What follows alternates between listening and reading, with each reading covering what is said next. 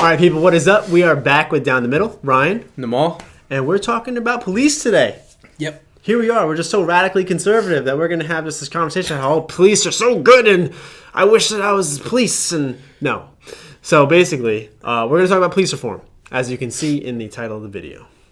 And now, as we define police reform, that reform in any situation is it's a change to improve something. So it doesn't involve defunding or upfunding. It just involves a change to improve. So, where do we start? Well, I have no notes, unfortunately, but you could start off with what you got. I'm gonna start. All right. he wrote the notes. I wrote them, but I didn't save. So it was just a technical difficulty. You spent hours. I spent weeks. I spent a couple weeks doing the notes. Spent some good time on those notes, but off the fly for today. So we're going off the noggin. So we start with... we can start with this, the stats you wanted to bring up. So we're going to answer a couple questions. We think these are the biggest questions when it comes to police reform. Police reform is probably the biggest topic in America right now. Then we have the border, we have police, we have all the stuff that's going on in D.C. and everything. So we're going to talk about stats to talk about systemic racism to start. Now, the idea between defunding the police is that there's kind of like the subliminal tone that the police need to be gone. Yeah, we have a systemic problem, and then the only way to get rid of a systemic problem is to replace it with a new system. Mm-hmm. It's more like not even defunding; it's more like abolishing the policing system as a whole, and then replacing that system with social workers, healthcare workers, et cetera, and then just going from there and just dividing those tasks that you, I guess, would normally call 911 for, or the police rather, and then just dividing those tasks up with those type of sectors. Yeah. So. Now, we want to talk about systemic racism, and I personally do not believe that America is systemically racist anymore. I think that it was for a while, and now we've worked our way away from that. I have numbers to go through it. We had an analogy, too. With the restaurant? Yeah. You want to go right now? We can throw it in. Yeah. Okay. So, basically, there was an analogy where, which we'll be basing off with the stats and what we're talking about later in the podcast, but if there was an owner that was racist and he owned a restaurant and he was explicitly marginalizing a group, the question would be, is the institution itself racist, or is it just the owner, right? And I mean, just looking at the situation, I mean, you could go both ways. You can answer yes to both ways, and you would be right in both ways.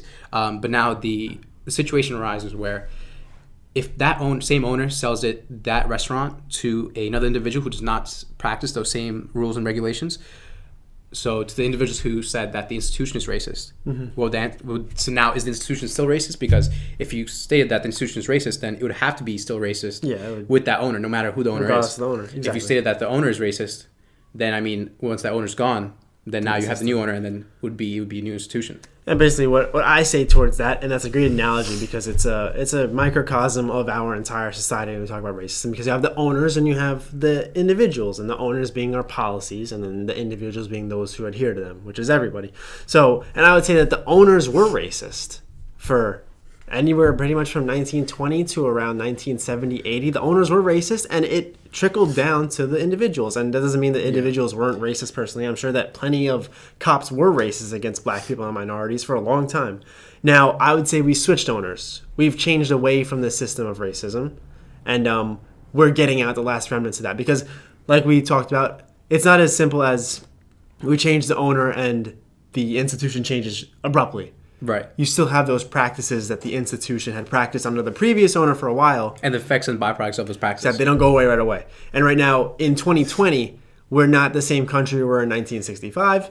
We have some of the same institutions in place and some of that negative stuff that was going on at the top of that, but we're getting rid of it. And I think that for the most part, it's gone. I have numbers that I would say we're not systemically racist, but just on that viewpoint, I would say looking at that, there is racism and we need to get rid of it. And we're working to get rid of it. But to say the system is racist and marginalizing specific groups still, I don't support that. I don't think that it is. Yeah, I agree. I mean, that's not to say that groups weren't marginalized before. Like you said, they definitely were. I definitely believe that. Like especially like 1960s where racism was super prevalent, right? Mm-hmm. I'm sure there were sergeants, higher ups like, hey, like marginalize this group, that group, and then that's just how it went. But and for a lot of people, they probably didn't even have to say that because a lot of the cops probably were racist themselves. Right, exactly. So they didn't have to be set. But I think as we've gone through like the decades, I think it's phasing out at least.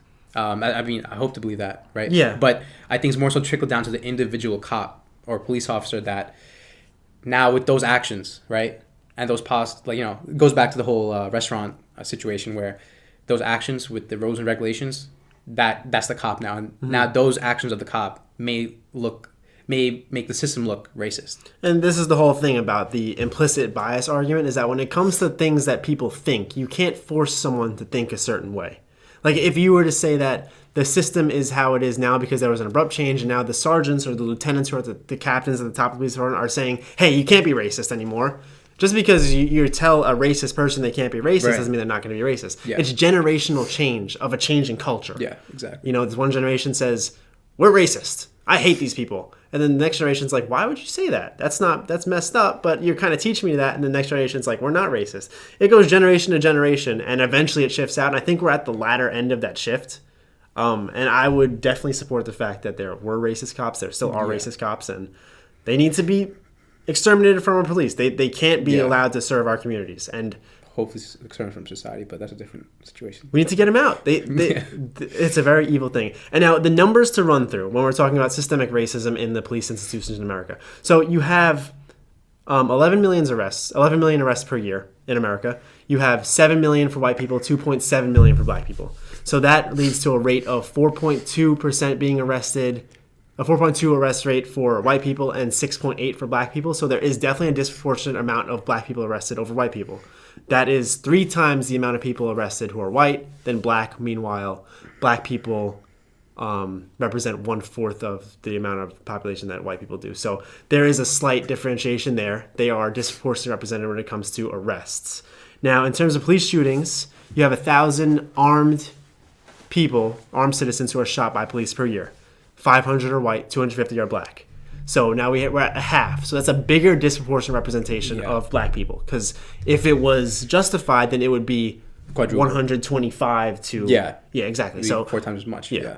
So another disproportionate representation. Now, the reason why... These would support a systemic racism idea. Because you have black people killed disproportionately. The reason why I say it's not is because you also have a great overrepresentation of black people in violent crime. When I say violent crime, I'm talking murder, homicide, robbery, and assault.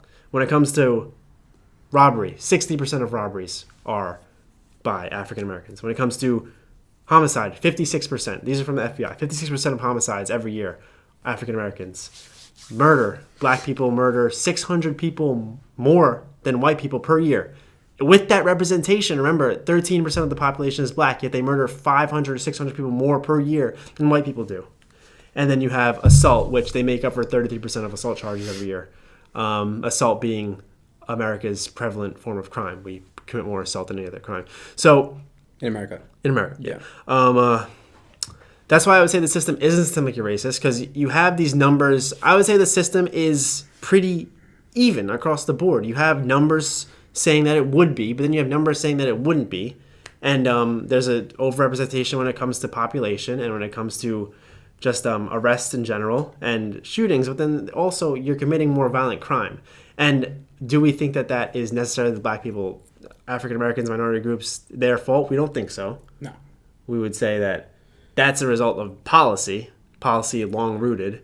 Now, if we were talking about the police being racist specifically, no. But like we were talking about before, with the institution itself kind of marginalizing these African Americans and putting them in situations where you're more likely to be in those crime-ridden areas. Yeah, and crime-ridden areas are prevalent in low-income areas, and then those low-income, it's like a trickle-down effect where those low-income areas were due to like decades of racism and then redlining, right? So that's where it trickles down to what we see today. And you have welfare systems, you had Jim Crow laws, you had all these things that put all these minority groups together in these places, and now these are the places that are ridden with crime. Yeah. So even as big as we are on accountability, and we speak about accountability a lot, we would say that policy in these situations comes before accountability, because the policies are what put these people in this situation to commit these crimes. Right. And like I said, it's the goes back to the restaurant. We're still experiencing the byproduct of those rules and regulations that the restaurant being like, the government, and those rules and regulations that the government put now in today's modern day. Exactly. So do I think that the police officers are systemically racist? No. Do I think that there is institutional racism that we're still working our way out of and that we're getting out of now? I definitely think so. I would definitely say that for a long time, African Americans and other minority groups were discriminated against, and anyone who tells you that's not true is It's delusional. That was good. We didn't even plan that. So I think that, but I also think that we're on the latter end of this and we're working our way out of it. And now, if we can come to a public agreement that we're on the latter end, then the shift goes from policy to accountability. Yeah. Because if we're gonna come and agree that we're not systemically racist, then it goes to accountability because now you're accountable for your own actions. If the people in power are subliminally forcing you to do something, then you're not responsible for it. But in this situation where we can say that we're at the latter end of the systemic racism and institutional racism, then we can start to talk about accountability. So I would say the system is not systemically racist. Yeah. But like, we're still working through it, I'd say. We're still working. Yeah. We're getting through a systemically racist system that existed in the past. Yeah. But right now, I don't think cops harbor implicit biases against any race on a massive scale. I think there are cops that do. Yeah. And we've spoken about, if you watch our first podcast, where we spoke about 4 different examples, 2 of which we thought that the cops were being racist. It definitely exists, and we got to get rid of it. But the system in general, I don't think so. Mm-hmm. And now we jump to the next, the most popular thing in the world, defunding the police. You want to start? I'll start. Yeah, you know so good. I'm not doing well right. So I did research 25 major cities that are defunding the police right now. I have Portland, Minnesota, New York, Los Angeles, Chicago, Seattle, Minnesota, Philadelphia, Baltimore, and then there are more. And basically, these are all places that have either defunded the police already, put in systems to eventually and soon defund the police, or basically victimized and ostracized police. So police can kind of do no right type of thing. And if you look at the crime stats in these places, you have Minneapolis, which obviously George Floyd's murder, you had Dante Wright was murdered in the same place. Mm-hmm. This has been a really like a hellhole for the police community relations. This place it's not been very good, and a lot of that's the cops' fault. So that place is up, murder and homicide both at 50%. Now you have Portland, which you have the autonomous zone in Portland where they took over a city block. Portland has been crazy. They don't exist anymore though, right? With Chaz? It still exists? I don't know. Underground maybe? Oh my God. They had a cow. How could they possibly fade away? Yeah, that was actually like a crazy time in American history. It's still crazy. It's nuts. Yeah, they were able to actually, they did pull it off though. For a couple weeks. Yeah, for a couple until weeks they started killing each other inside and needed the police to come in. Yeah, I remember that. Yeah.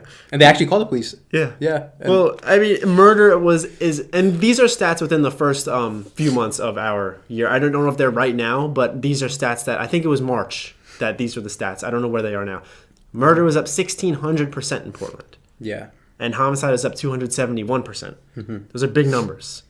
You have New York City, where we're from, shooting victims and homicide up 40%. And de Blasio comes out and says that we're the safest big city in America. And the numbers would support that. We are the safest, but it's kind of like it's like when the 2 worst basketball teams play in like high school and the final score is like 2-0 because no one can shoot. But it's a great game though because they're both equally bad. Yeah, it's like an equally bad type of like who's worse type of situation. Yeah, it's like you're up 41% in homicide victims. We're up 40. We're better than you. Yeah, like it's not something to be proud about. It's not. Yeah. It's not. The fact that your city is up 40% in shooting victims. But we're the least increase. Like it's not something. LA murder up 28%. What do we have? Chicago, which who knew Chicago murder could increase? They're up 50%. Homicides in the United States up 33%, and overall crime up 4 times the national average. Is that within the past year? That's within the past year. Wow. Yeah, homicides are up 33% everywhere. So this is what happens when you defund the police, when you take money away from police departments, or just overall make our cops feel like they are not welcome, that we don't appreciate what they do. The cops stop working. And there was a really in-depth survey done by the Daily Bugle that said when you treat people bad, they don't like it. And when you treat the cops bad, they didn't like it. And now crime has spiked everywhere. So yeah, I don't get the whole logic behind defunding. I mean, it goes back to going to the defunding part. So if at first I was all for the defunding the police since like last year when the George Floyd riots came about and like even me too. I said defund the police. Like I was definitely with it because the thing is, though, it was more like an emotional reaction. Like I wanted to see change, and the first theme that popped up was defunding the police, and I was in full support of it, thinking that would create the change, right? After thinking about it, after having some conversations throughout the year, it's more like, how could I say defund the police when I don't even know what the funds are being used for and allocated for, right? Yeah. So I think the at least police departments should be more transparent about where that funding is going in the first place for us to have a decision on whether or not to defund it.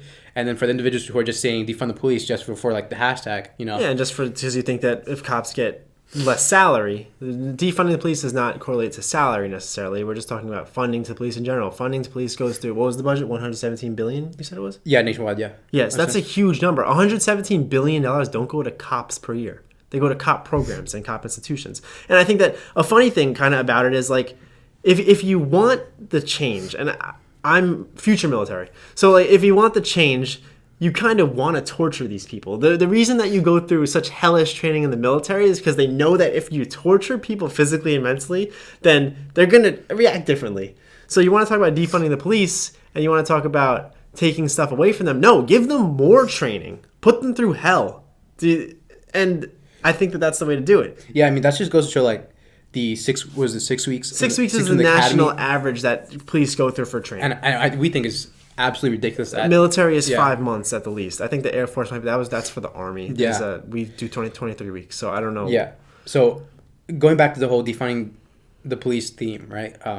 Before I even make a decision on whether or not we should defund the police, and I haven't made a decision on it, but because just doing research, I just don't know how much money is going where, and there's not much information about where those funds are being allocated. So I want to see more transparency with that, like I said, and then also after I do have that transparency and the information and the research, then I can make a decision whether or not to defund the police. And yeah, exactly. I think that it's a real conservative mindset to say that we can't defund the police, and it's a real liberal mindset to say we have to. Exactly. But if you look at a down the middle perspective, you look at that transparency, you look at the allocation of the funds in the police department. If stuff is going to because we don't know. Yeah. We honestly don't know where these funds are going. That's a big number, 117 billion. The New York budget was $6 billion. Those are big numbers. Yeah. And that definitely raises an eyebrow. That doesn't mean that we don't support like defunding the police. We just don't know yet if it's if you got this is my gym. Exile is my gym. If I have an $100 budget and I'm putting $95 towards making sure that my tires are clean and only $5 goes to sanitizing, I don't need to defund. I need to reallocate funds because my members are saying, this gym is disgusting. I love those tires. They look really clean, but your gym is gross. So I looked at those tires. I do have tires. Yeah. I don't need to defund. I don't need to take money. My budget doesn't need to get hit. I need to reallocate. So we look at that $6 billion for NY, or $117 billion for the entire thing. Maybe there's a huge issue with where that money is going. Yeah. And basically what we're pushing towards is that we need to upfund training. Yeah. And that's actually something we could comment on. We know more about that. And I was just telling you earlier about the article I was reading and doing some research, of course. I think in New York, at least, they had an average of 8 hours per year for de-escalation situations, right? And then they also had like 60 hours per year for firearm training. So, which is nothing. And that's compared to, and that's how much money, like you could, I mean, just figure out like how much money is being funneled into that. And I don't think it's enough. So from what we do know, in regards to training, not saying the whole police budget, right? In regards to training and police force and 6 weeks in the academy, I think it's not enough money just in general for these police officers to be on the streets and, to protect and serve. And I think that, like, you watch Goggins, and I've watched Jocko Willing before, watched him talk about what Navy SEALs do to train and how half of their year is just training for specific deployments. You train for and those scenarios they train for, sometimes they don't happen. You train for the worst possible scenario. You hope for the best, be prepared for the worst. Yeah. And if that scares you, if you're saying, no, I want to basically do the bare minimum and then expect the bare minimum to happen, that's why when the maximum happens, and we had a liberal friend of ours say today that these cops will not draw a gun for 20 years, and then when they do draw a gun, they don't know what to do. And that's completely accurate. That's very accurate. Yes. You train for the worst, and you don't just train for the worst once. You train for the worst often. So then when the worst happens, I guarantee you. Hopefully the worst situation doesn't from your actions. But I guarantee you, the more you prepare for something, the more you'll be prepared for it.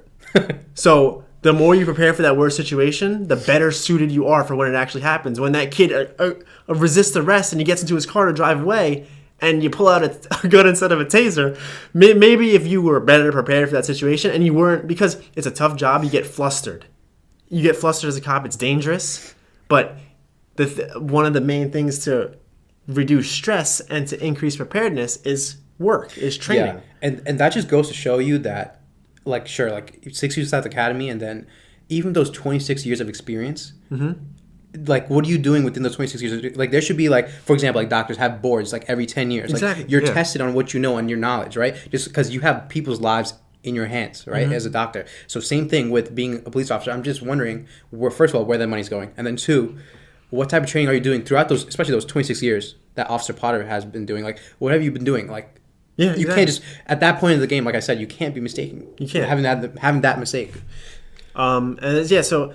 Basically, in terms of the defunding the police argument, we're not going to say no.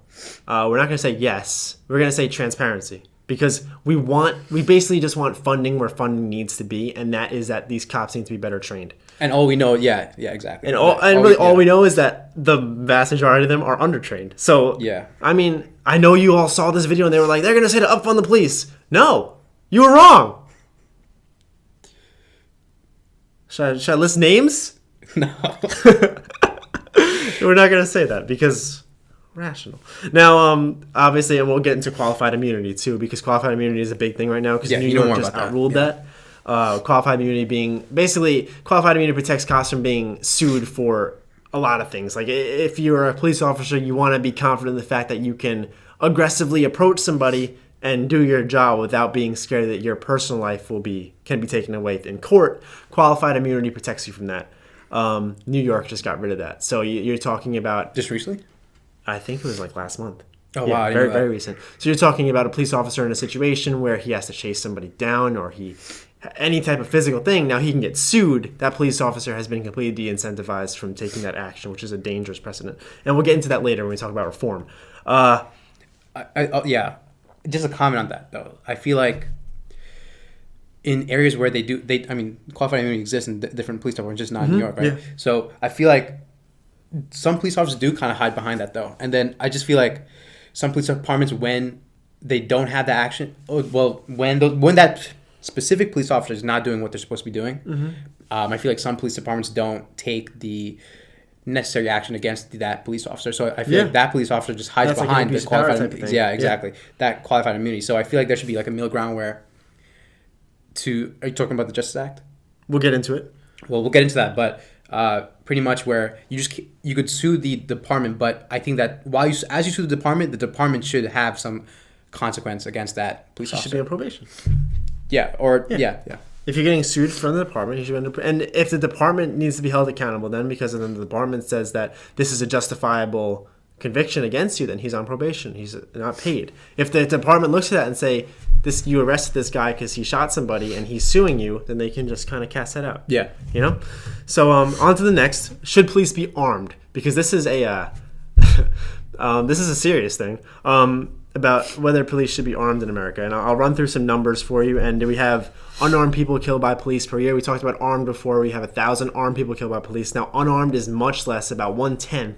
You always have about anywhere between 12 and 30 black people killed by police per year, unarmed. And then white people are always double. The representation of people killed by police is usually double white to black. And we spoke about that before, how it's disproportionate in terms of population, but it's also proportionate in terms of violent crime. Now, just because they're unarmed does not mean they're not dangerous. Just want to say that first and foremost.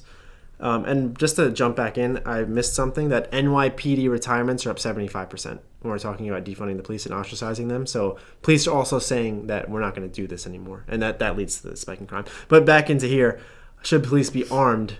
They don't really kill unarmed people very often.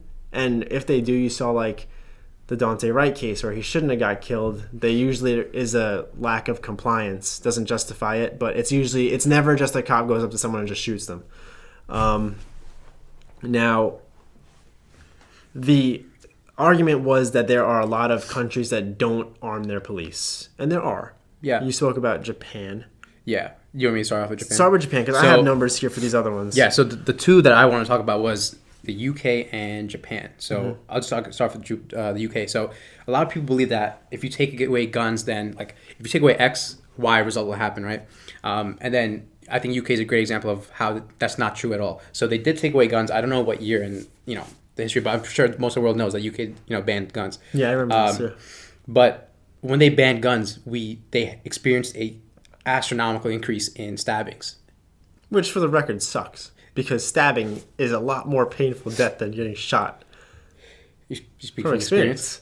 Okay. But like I'm saying, like, so just because they banned guns does not mean that there's less, violent crimes happening, right? And now it just went to another alternative. People find a way. Yeah, exactly. People will find a way, but that's UK. So then second example is Japan. And Japan actually worked, right? Mm-hmm. But I feel like you just can't compare different societies, and because they all have different cultures, different standards, and just how society operates in that country is just completely different. Yeah. Especially in the U.S., we're more of like an individualistic type of society where, take care of me and my own. Robust. Yeah. And bacon. Yeah, exactly. And then Japan's more like for the community. It's not only you. It's not more singular. It's more for the community. And then actually a funny video that I was telling you about earlier today was there was like a panel of countries, not panel, like more like a board, and they had countries. And then basically they were just giving out stickers like, oh, if you're from this country, just put a sticker. So it was like a bunch of different countries, and you see Germany, U.S., Italy, and then there's, done a bunch of, stickers all over the place. And then Japan, for Japan, you see in like orderly, like neat, like 10 by 10 row. It's ridiculous. So just from the culture alone, like, you can just tell, like, you can't compare different cultures and societies with different, Exactly. It just won't produce the same results. Mm-hmm. And yeah, just to go through the numbers on that, and that's a great point, is that different people live differently. Yeah. And like you were saying before, Americans are, as you'll see by the numbers, we commit more crimes, we're more violent. We could do a whole other video on why that is, but basically Americans commit 11 million crimes per year. Our main one is assault. Now we look at these places. These are all places where police aren't armed. Norway, the United Kingdom, Finland, and Iceland. Or they're usually not armed. Norway, we have 300,000 crimes per year. That's just crime. Those aren't arrests. Like Americans, we have 11 million arrests per year. Yeah. So the number of police interactions is like 40 million. The most common is theft. So your police aren't armed. The United Kingdom, homicides, 800 per year, compared to the U.S., 16,425 homicides. That's 2,000%. 2,000% more. So our cops need to be armed a little bit more for that, because people are shooting each other every day, literally every day. It also goes just touch up on UK. They could afford to, like, since they know that they don't have guns, they probably have a knife, right? Mm-hmm. That's their most lethal weapon, probably. Then things like pepper spray and tasers would be way more effective. Yeah. 100%. Yeah, definitely. You have Finland, which homicides, there were 85 in 2018. 85 homicides. According to the FBI in America, 85 people die from mass shootings a year. So their homicides are our mass shooting victims. And the mass shooting data is, you have all these different statistical organizations that say different definitions for mass shootings. That's what the FBI says. So Finland, their cops are unarmed most of the time because nobody dies.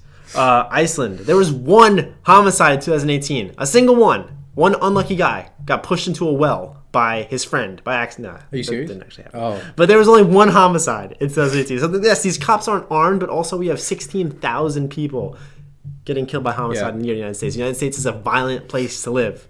We are statistically insane. So, or these people are just statistically dormant. It's one or the other. So both.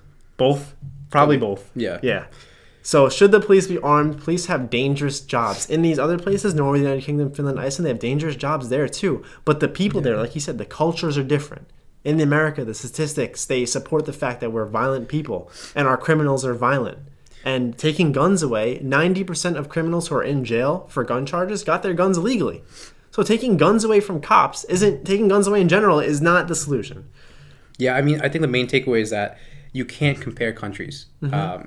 You can't, because they just simply operate in different ways, and you can't expect the same results in each country. Like if the same rules and regulations will not have the same effect depending where you are. Like just same thing as even in like the U.S. Like the East Coast is different than the West Coast. Like the way we operate, right? So even simple as that within the country, like you can't expect that other countries that are vastly different in culture and how they work as a society to have the same effects for us. Mm-hmm.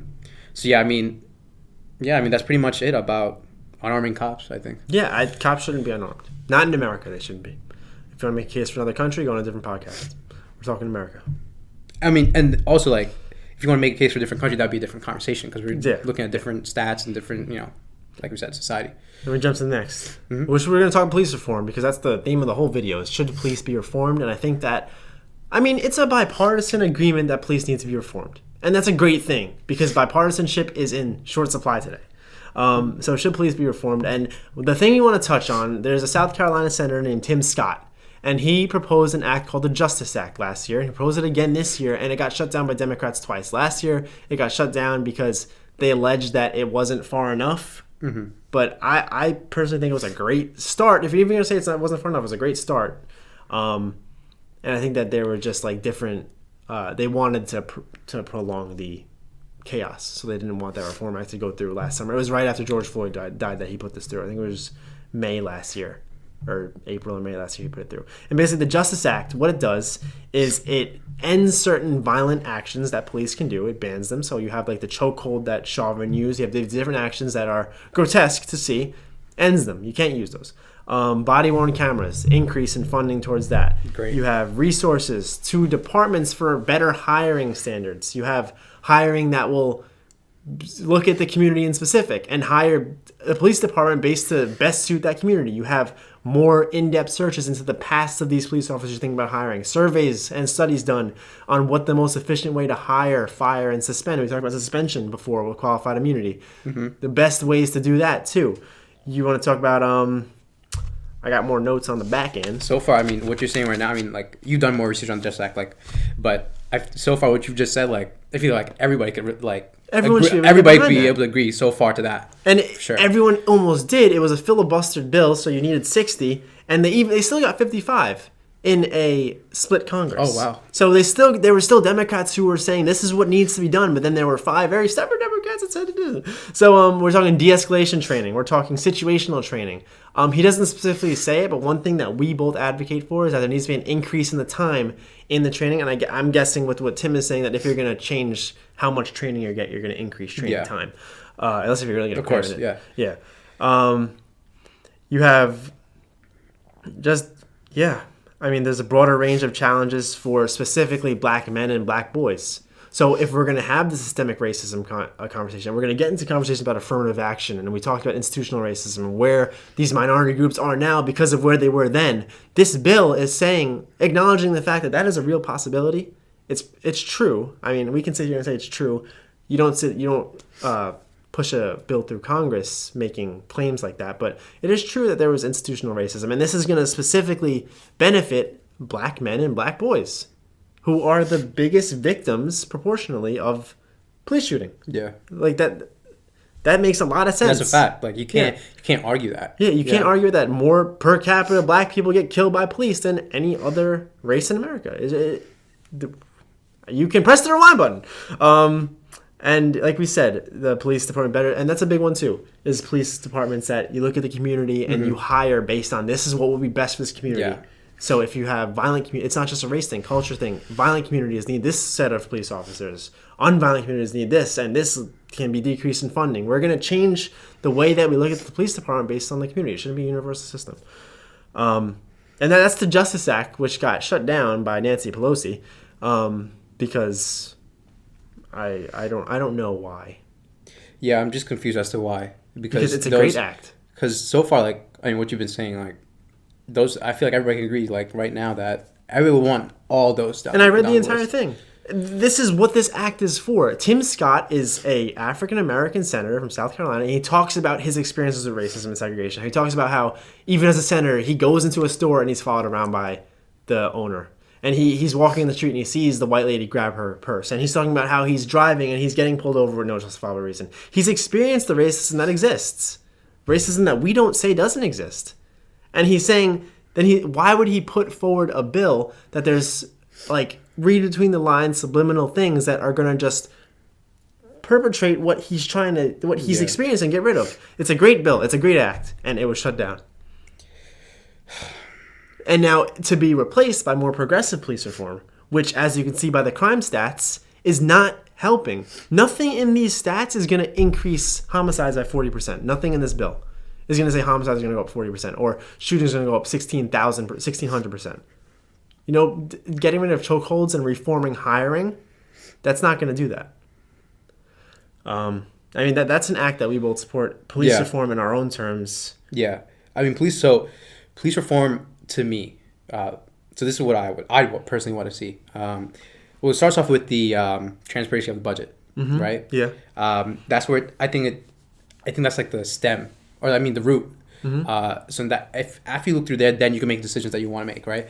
But I think having more transparency, especially to the public, especially since cities where taxpayer dollars, 25 to 40% in every major city goes to policing and the budget. Yeah. So I think that's huge. At least as a taxpayer, we should know where that money is going and being allocated. So I think that's, if they're protecting to serve the public and we're the public, I think we should know where that's going, right? Yeah.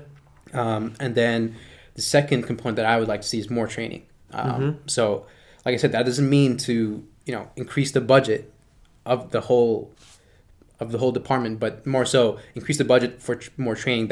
I think is crucial and necessary for them to do their jobs. And that, I mean, obviously that's what we're seeing right now. That a lot of cops, and especially those videos, are not capable of doing that job. And their partners aren't capable of stopping the cops from doing the bad things. Like you talked about culture, where you have a police culture that we can't prove, but we've read about it, that where if a police officer reprimands another police officer, that reprimanding police officer is looked at with a negative connotation now, because he can be a snitch, or he can be, so he's just the opposition now of the force, and that's a horrible thing. Yeah. Because like if I say something horrible right now, I want him to call me out for it, and that's just the way that a partner system works. You know, you don't want that video of Chauvin on George Floyd's neck, and you see the other guys just kind of in the background, just like this. It's disgusting. Yeah, it goes back to the whole accountability theme that we've been seeing, right?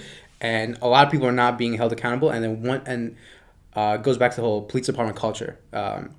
If you try to have your partner, like fellow officer or friend, if you try to hold them accountable, you're kind of looked down upon. Yeah. And then. Yeah, we've read articles, but also like a bunch of anecdotal evidence. A lot of people have a lot of stories I've heard. You just can't do that. Yeah, it depends on the police department, of course, but if you do, it has a detrimental effect on your workplace.